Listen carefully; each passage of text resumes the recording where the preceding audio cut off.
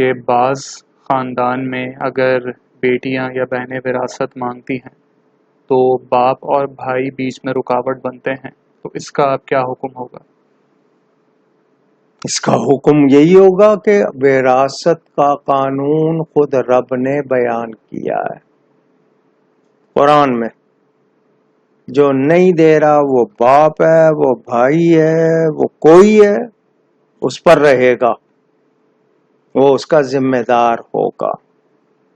او جی ہم نے شادی میں بس جہیز دے دیا ہو گیا، تو شادی تو تمہاری بھی ہوئی ہے.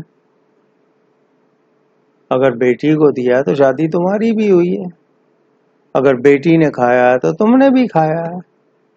پھر اپنا بھی نکالو، اپنا حصہ تو برقرار ہے. بیٹی کو جہیز دے دیا تو اس کا حصہ گیا، کیوں چلا گیا؟ نہیں دو گے قیامت کے دن دینا پڑے گا. وہی تمہارے جو پیسے مارو گے وہ کبھی بیماریوں میں جائیں گے، کسی اور تکلیفوں میں جائیں گے، ادھر جائیں گے، گناہ الگ رہے گا. تو جو نہیں دیتے ہیں بہت برا کرتے ہیں.